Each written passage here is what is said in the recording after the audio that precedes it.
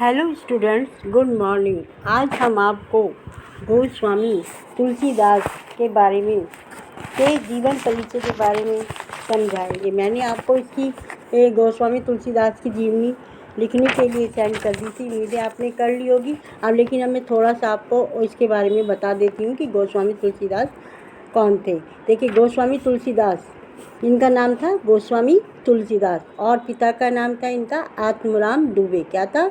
पिता का नाम आत्माराम दुबे था और जन्म सन 1532 ईस्वी में हुआ था। कौन सी में? सन 1532 ईस्वी में हुआ था। और जन्म स्थान इनका राजापुर गांव, जिला बांदा में, उत्तर प्रदेश में हुआ था। और शिक्षा क्या थी इनकी? इनकी शिक्षा देखिए, संत बाबा नर हरिदास ने भक्ति की शिक्षा के साथ वेद, वेदांग, दर्शन, इतिहास, पुराण आदि की शिक्षा भी इनको दी। भाषा शैली इनकी देखिए कौन कौन सी? अवधी और ब्रजभाषा। कौन कौन सी थी? अवधी और ब्रजभाषा। और शैली थी इनकी दोहा, चौपाई, गीत, कविता और सवैया। प्रमुख रचनाएं तो आप जानती हैं इनकी, मैंने बता रखी कौन कौन सी हैं। श्री रामचरितमानस है, कवितावली हो गई, जानकी मंगल हो गई, दोहावली, पार्वती मंगल और रामाज्ञा प्रश्न आदि इनकी क्या थी? रचनाएं थी जो प्रसिद्ध थी इनकी। निधन इनका हुआ सन 1932 ईस्वी में। और साहित्य में स्थान श्रेष्ठ भक्त, ज्ञान विचारक, लोकनायक, दार्शनिक व मानव जीवन के सफल पारखी के रूप में सर्वश्रेष्ठ अमर कवि हैं। समझ में आ गया इनका जीवन परिचय। अब आप इनकी वन पथ पर इसकी व्याख्या देखिए, मैं उसको समझा रही हूँ तो आप बहुत ध्यान से देखिए। वन पथ पर देखिए क्या है। वन पथ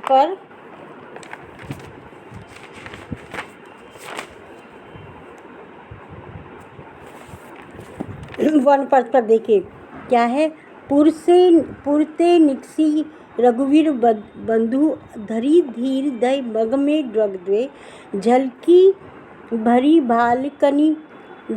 भार भरी कीनी, जल की पुट सुखी गए मधुरा अधर वे। इसमें उस समय का वर्णन किया गया है जिस समय कौन जा रहे हैं? राम जो है वन पथ की ओर। जब उनको कैकेयी ने वनवास दे दिया था 14 वर्ष बाद, तो वो किसको? जानकी को, यानी कि सीता माता को और लक्ष्मण को साथ लेकर चल रहे हैं। तो इस पद में गोस्वामी जी उनकी व्याकुलता का वर्णन किया गया है। किसकी? जानकी की व्याकुलता का वर्णन किया गया है कि गोस्वामी तुलसीदास कहते हैं कि राम की प्रिया जानकी, पुरते निकसी रघुवीर बंधु, राम की प्रिया जानकी जैसे ही रात्रि विश्राम के पश्चात निकसी रघुवीर वधु, धीर धर दय मग में ड्रग दो, श्रृंगारपुर से बाहर निकलकर बड़े धैर्य के साथ 2 कदम क्या है? जैसे ही मार्ग में रखे। देखिए, राम की प्रिया जानकी जैसे ही रात्रि विश्राम के बाद श्रृंगारपुर से बाहर निकलती हैं तो बड़े धैर्य के साथ मार्ग में 2 कदम दय मग में 2 डगे, तो मार्ग में 2 कदम रखे, अर्थात वो थोड़ी ही दूर चली। क्या हुआ? अर्थात वो थोड़ी ही दूर चली। झलकी भरी भालकन, जल की पुटी सुखी गए मधुराधर वे। और वैसे ही उनके पूरे माथे पर जलकी भार, उनके पूरे माथे पर क्या झलक गई? पसीने की बूंदें झलकने लगी। और पट सुखी गए मधुराधर वे, और मधुराधर माने उनके मधुर होठ जो थे वो क्या हो गए? सूख गए। उनके मधुर होठ सूख गए। फिर बुझती ये है चलनो, अब केत की पणकुटित करियो कित है। अब वो फिर उसके साथ किसके से पूछ रही है? राम से पूछने लगी कि अभी कितना चलो, अभी केत की कितना और चलना है, और पनकुटी करी कितने, और कहाँ जाकर हमें पत्तों की कुटियाँ बनानी है। तिय की लखी अतुरता, पिय की अखी अति चारू चली चले। इस प्रकार किसकी? जानकी माता यानी कि सीता माता की व्याकुलता, अधीरता को देखकर प्रियतम राम की सुंदर आँखों में क्या आ जाते हैं? आंसू आ जाते हैं। किसकी अधीरता को देखकर? प्रिय, अपनी प्रिय जानकी अर्थात सीता माता की आंखों, सीता की आंखों में सीता की अधीरता को देखकर राम की आंखों में क्या जाते हैं, आंसू आ जाते हैं और उनकी आंखों से आंसू बहने लगते हैं। दूसरा देखिए अब, जल को गए लखन, लखन है लरिका, परी को पिए छाए धरी के ठाड़े, ओछी पछिए बियारे करो अरुपाए पखारो भू भूरी ढाड़े। अब क्या होता है आगे, अब आगे सीता जी कहती हैं व्याकुलता, जब उनकी इतनी व्याकुलता होती है तो उनके प्रति श्री राम के प्रेम का सजीव वर्णन हुआ है। जब उनकी आकुलता को देख लेते हैं कौन, श्री रामचंद्र जी, तो उनके सजीव, तो उनके प्रति उनके प्रेम को प्रकट कर रहे हैं। सीता कहती हैं कि लक्ष्मण जल लेने के लिए, जल को गए लखन लरिको, कि सीता कह रही हैं कि अभी तो लक्ष्मण जो हैं जल लेने के लिए गए हैं। अतः कहीं छाया में खड़े होकर, छाया पारी धरी के ठाड़े, छाया मतलब थोड़ी सी छाया में खड़े होकर घड़ी भर के लिए उनकी प्रतीक्षा कर ली जाए। किसकी, लक्ष्मण जी की। क्या लेने गए हैं वो, जल लेने गए हैं। तो कह रही है कि सीता जी कह रही हैं कि अभी तो लक्ष्मण जी जल लेने के लिए गए हैं, इसलिए छाया में खड़े होकर थोड़ी देर उनकी प्रतीक्षा कर ली जाए।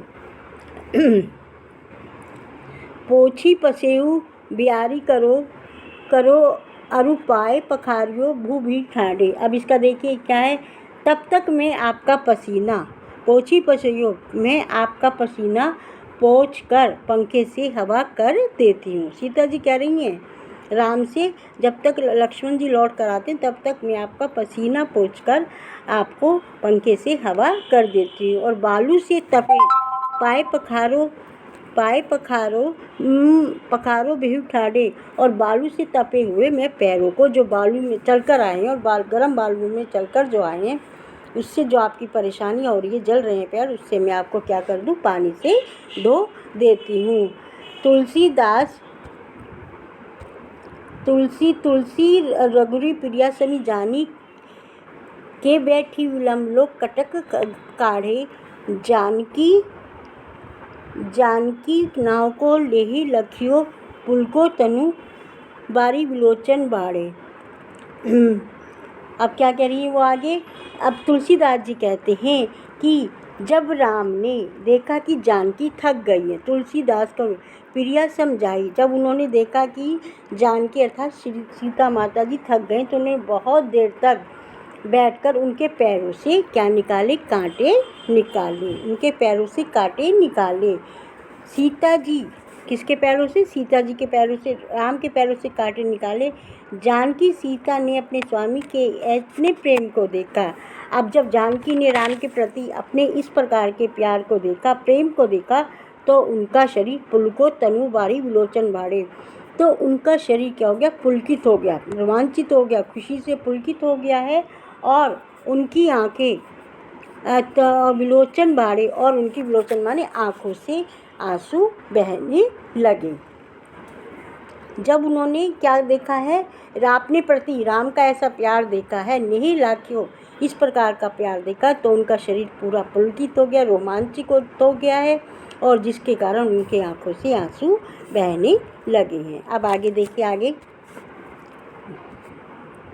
रानी में जानी अनजानी महापवि पावन कहते कठोर की हो, राजू काज अकाज न जायो तहियो लिए तिय को जिन काय क्यों। अब आगे वो क्या कहती हैं कि श्रीमान की रानी में जानी,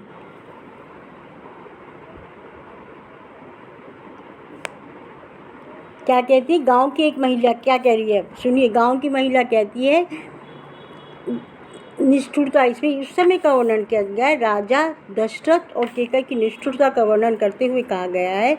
और वहाँ की गांव की ओर उनको देखकर, इतने सुंदर लोगों को देखकर, इतने सुंदर लोग हैं उनको देखकर वहाँ गांव की औरतें क्या कह रही हैं, सुनिए, ग्रामीण औरतों के मध्य की बातें सुनिए। गांव रानी में जानी अजानी महापवि पावन है कठोर की ओर। गांव की एक महिला कहती है, मैंने समझ लिया, जानी अनजानी, मैंने समझ लिया कि रानी बड़ी अज्ञानी है। कौन, रानी है जानी अज्ञानी, अब मैंने समझ लिया है कि रानी बहुत अज्ञानी है।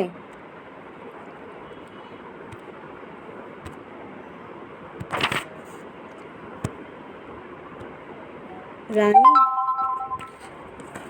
क्या समझ गया कि रानी बहुत अज्ञानी है और उसका हृदय बहुत अधिक पत्थर के समान कठोर है। पत्थर और ब्रज से भी कठोर है। किसका हृदय? रानी कैकेयी का हृदय। उधर राजा दशरथ राजू राजकाज काज न जाइयो कहियो तिएको जिन कान क्यों है। उधर राजा दशरथ ने भी उचित अनुचित का विचार नहीं किया है। किसने विचार नहीं किया है? उसके गाँव की औरतें कह रही हैं कि रानी तो कठोर थी ही, लेकिन राजा ने भी उचित और अनुचित का विचार नहीं किया है और केवल स्त्री के कहने पर ही कहियो तिएको जिन कान कियो, और स्त्री के कहने पर भी इनको वन में भेज दिया। किनको? राम लक्ष्मण सीता को वन में भेज दिया। अब आगे देखिए। ऐसी